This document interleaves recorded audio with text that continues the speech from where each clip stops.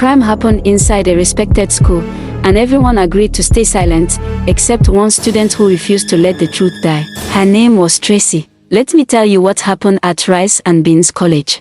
Rice and Beans College was known as a good and respected school. Parents trusted it because of its strong reputation and discipline. Teachers were seen as people of honor, and students were expected to obey rules without question. Tracy was one of the quiet students in the school. She minded her business, focused on her studies, and avoided trouble. She was not popular, but she was not a problem either. Most days, she passed through school unnoticed. One afternoon after classes, Tracy stayed behind to return a book to the library. The school was almost empty. As she walked past the staff offices, she heard voices coming from one of the rooms. She slowed down without meaning to. The door was slightly open. Inside, two senior staff members were talking in low voices. Papers were spread across the table. One of them said that some school money was missing and must not become a public issue. Another voice replied that the school's name was more important than the truth. He said they would change the records to make everything look correct. If questions were asked, the blame would be placed on a junior worker who could not defend himself. Tracy felt her body go cold. She stood there, shocked. What she was hearing was wrong. Innocent people were about to be blamed, just to protect the school's image. She quietly moved away before anyone noticed her and continued to the library. But her mind was no longer calm. On her way home, her thoughts kept returning to those words, change the records and blame someone else. That night, Tracy could not sleep. She knew she had heard something serious. Something that was not meant to leave that room. And she wondered what would happen if the truth ever came out. The next morning, Tracy returned to school as usual. Students filled the classrooms, talking and laughing like nothing was wrong. Boys chased each other in the corridors. Girls compared notes and complained about homework. Everything looked normal, but Tracy felt different. She sat quietly in her seat, trying to focus on the lesson. Her teacher spoke about responsibility and honesty, but the words felt heavy in Tracy's ears. She kept thinking about the conversation she had overheard the day before. Every time the classroom door opened, her heart jumped. During break time, Tracy stayed in her classroom instead of joining her friends outside. A group of boys walked past her desk, laughing loudly. Some girls stood near the window, chatting freely. Tracy watched them and wondered how many people would care if the truth was hidden. Later that day, she noticed something strange. A junior worker was called into the staff office. He looked confused and nervous. Teachers whispered among themselves as he walked by. Tracy remembered the words she had heard, blame someone else. By the end of the school day, rumors had started moving quietly through the corridors. Some students said money was missing. Others said a worker was in trouble. No one mentioned names, but fear hung in the air. At home, Tracy sat with her books open but could not read. She kept asking herself one question. If she stayed silent, an innocent person could suffer. If she spoke, she could put herself in danger. As night came, Tracy realized something important. The problem was no longer just about what she had heard. It was about a choice she would soon have to make, one that could change her life and the school forever. Days passed, but the tension inside Rice and Beans College did not fade. Instead, it grew quietly. Teachers became stricter. Students were warned to mind their business and focus on their studies. Tracy noticed that everyone seemed careful about what they said. One morning, an announcement was made during assembly. The school management said there had been a small financial mistake and that it was being handled internally. Students were told not to spread rumors. Tracy stood among the crowd, listening. She knew it was not a mistake. It was a lie meant to calm people down. Later that day, Tracy saw the junior worker again. This time, he was standing outside the principal's office, his head lowered. Two senior teachers spoke to him firmly. He looked confused and frightened. Tracy felt a deep sense of guilt settle in her chest. That afternoon, Tracy tried to talk to her class teacher. She waited until other students had left the classroom. When she finally spoke, her voice was low and careful. She said she had heard something important and wanted to help. The teacher's face changed immediately. She told Tracy to be careful with what she said. Warned her not to repeat rumors or accuse people without proof. Tracy was dismissed quickly, without any promise of help. From that day, Tracy noticed small changes around her. Teachers began to question her more than before. Some students whispered when she passed by. She did not know who had said what, but she felt the space around her growing colder. At home, Tracy cried quietly in her room. She had hoped that doing the right thing would bring relief. Instead, It had made her feel more alone than ever. Still, one thought stayed strong in her heart. If she kept quiet now, the truth would be buried forever. And she knew she would never forgive herself for that. The following week, the situation in the school became clearer, but also more painful. The junior worker Tracy had seen earlier was officially suspended. During assembly, the principal announced that the worker was being investigated for missing school funds. No names were mentioned, but many people already knew who it was. Students whispered among themselves. Some felt sorry for the man. Others believed the school would never punish someone without reason. Tracy stood there, her chest tight. She knew the truth, yet she was watching an innocent person take the blame. In class, teachers avoided talking about the issue. Lessons continued as normal, but the atmosphere had changed. Tracy noticed that when she raised her hand to answer questions, some teachers ignored her. When she walked through the corridors, conversation stopped suddenly. One afternoon, Tracy was called to the guidance office. The counselor spoke kindly at first, asking about her studies and home life. Then the questions slowly changed. She was asked if she had heard any rumors about the missing money. Tracy chose her words carefully. She said she only knew what she had overheard. The counselor's tone became serious.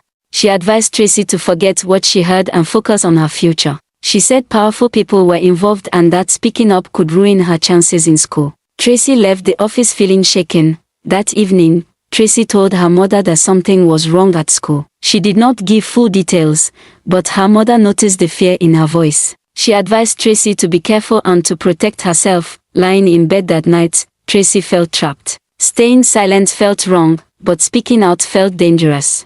The truth was being pushed deeper underground, and the pressure on her was growing. She began to understand that telling the truth would cost her something, but keeping quiet would cost her even more. By the next week, Tracy's life at school had changed completely. She was no longer just a quiet student. She had become someone people watched. Teachers called on her less. Some classmates avoided sitting near her. Others stared as if she carried trouble with her. One afternoon, a notice was posted on the staff board. The suspended worker was officially accused of stealing school money. Tracy read it slowly. Her hands shook. The lie had been written down and made official. That was when she realized the school was serious about burying the truth. That same day, something unexpected happened. A boy from the science class, Daniel, quietly approached Tracy after lessons. He asked her if she had noticed strange things happening lately. Tracy hesitated. She did not trust easily anymore. But she could tell Daniel was careful with his words. Daniel told her he had seen files being moved late at night from the staff office. He said some records had suddenly changed, and dates no longer made sense. Tracy listened closely. For the first time, she realized she was not the only one who had noticed something wrong. Later that evening, Tracy went through her old notes. She remembered the exact day she overheard the conversation. She wrote it down clearly, along with the names she had seen on the office door. She did not know why yet, but she felt it was important to keep her own record. At school the next day, the pressure increased. Tracy was warned for small mistakes she never used to make. She was told to stay out of staff areas and focus on her studies. The message was clear: stop paying attention, but something had changed inside Tracy. She was still afraid, but she was no longer alone. Pieces of the truth were beginning to come together. And once that happens, bearing the truth becomes much harder than people expect. Tracy became more careful after that. She stopped reacting to the cold looks and quiet warnings. Instead, she started paying closer attention to everything happening around her. She listened more, she observed more, and she spoke less than before. Daniel kept his distance in public, but they found small moments to talk. Sometimes it was a few words after class. Other times, it was a quick note slipped between books. He told Tracy that some teachers were nervous. Meetings were being held behind closed doors more often. Files were no longer kept where they used to be. One evening, Tracy stayed late again, pretending to study in the library. As she was leaving, she noticed lights on in the admin block. She stood at a distance and watched. A senior staff member walked out carrying a thick file. Tracy recognized the label. It was the same file she had seen on the table the day she overheard the conversation. The next day, the junior worker's situation became worse. Students heard that he might be handed over to the authorities. Some teachers spoke about it as if the matter was already settled. Tracy felt sick listening to them. An innocent person was about to lose everything. At home, Tracy finally told her mother more details. Her mother listened quietly, then held her hand. She warned Tracy that telling the truth could bring serious trouble. But she also said something Tracy would never forget: truth is heavy, but lies always break under their own weight. Back at school, Tracy made a decision. She did not know how or when, but she knew she could not let the truth die quietly. What she had started noticing were not just mistakes. They were signs of fear, and fear, Tracy realized, only belongs to people who know they are wrong. The suspended worker was finally asked to return to the school, not to work, but to sign some documents. Students watched as he walked through the gate, looking thinner and tired. Tracy noticed his hands shaking as he followed a staff member into the office. Later that day, Tracy overheard two teachers talking near the staircase. One of them said the worker had refused to sign the confession they prepared for him. He kept insisting that he was innocent. The other teacher replied that he would soon give in because he had no proof. That sentence stayed with Tracy. No proof. For the first time, Tracy understood the real problem. The truth existed, but there was nothing solid to support it. Words alone would not save anyone. That evening, Tracy went back to her notes. She remembered something she had ignored before. On the day she overheard the conversation, there was a security camera outside the staff office. She had seen it many times but never thought about it. The next day, Tracy paid attention. She noticed that the camera near that office was no longer there. It had been removed quietly, without announcement. That made her heart beat faster. Someone had thought about the same thing she just did. Tracy realized then that the school was not only lying. They were actively removing anything that could expose them. The truth was being erased, piece by piece, and if she waited any longer, there would be nothing left to prove what really happened. The trouble did not stop when Tracy left the school gate. One evening, she got home to find her mother sitting quietly in the living room, worried. A neighbor had just come to complain that the suspended school worker now owed money and might lose his house. Tracy froze. The name was the same man. The next day, Tracy followed her mother to the man's house. They did not go inside the school or talk about teachers. They went to see the damage the lie had caused.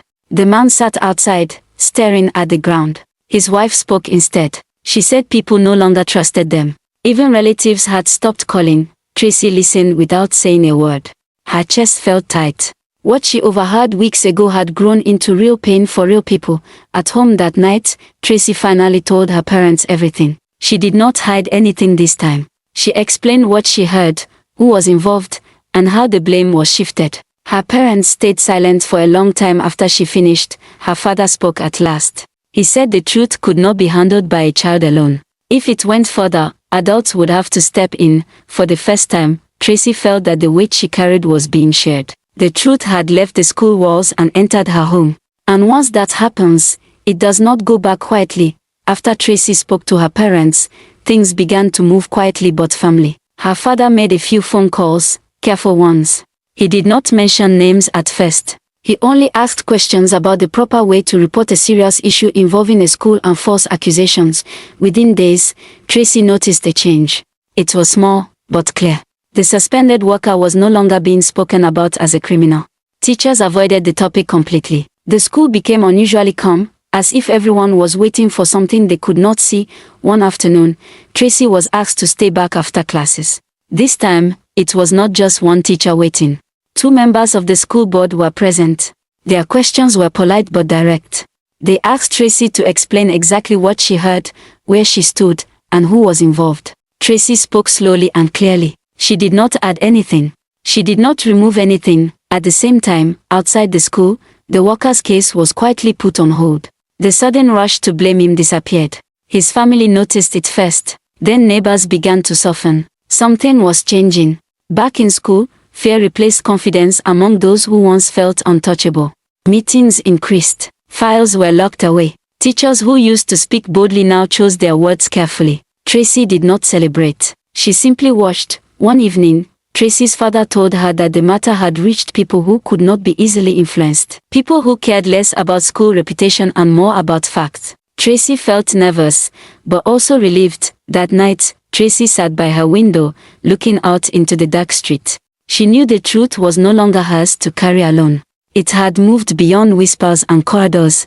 The school had tried to bury the truth quietly. But now, it was rising on its own. And by morning, nothing would remain hidden. The next day at school felt different from every other day before it. There was no announcement, no shouting, no panic. Yet everyone sensed that something serious was happening behind closed doors. Tracy noticed unfamiliar adults walking through the school compound. They were not teachers. They did not wear school uniforms.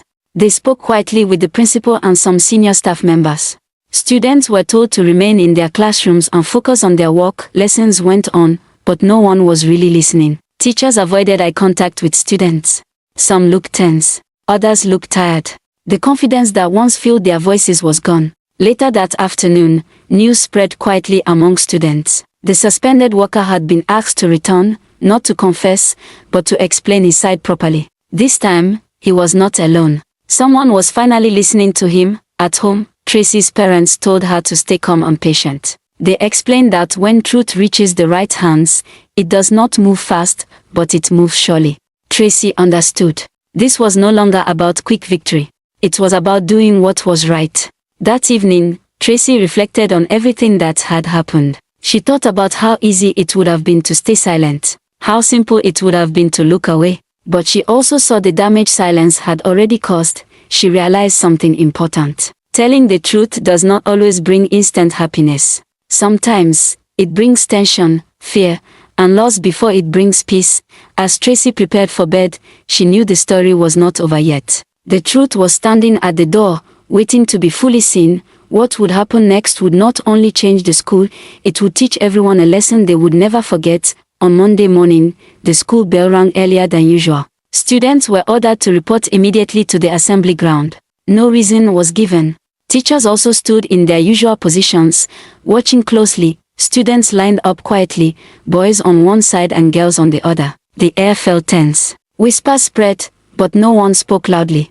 Tracy stood among her classmates, her hands shaking slightly, unsure of what was about to happen. The principal stepped forward with members of the school board. Behind them were two officers from outside the school. Without wasting time, the principal announced that the investigation into the missing school funds had been completed. He stated clearly that the money was never missing. It had been taken by two senior teachers who abused their positions. They changed records and tried to blame an innocent worker to protect themselves. The principal then called the two teachers by name.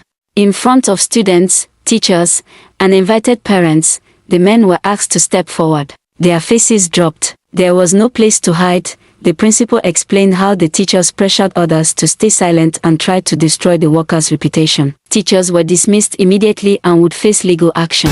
The officers escorted them away while the entire school watched. Next, the wrongly accused worker was called forward.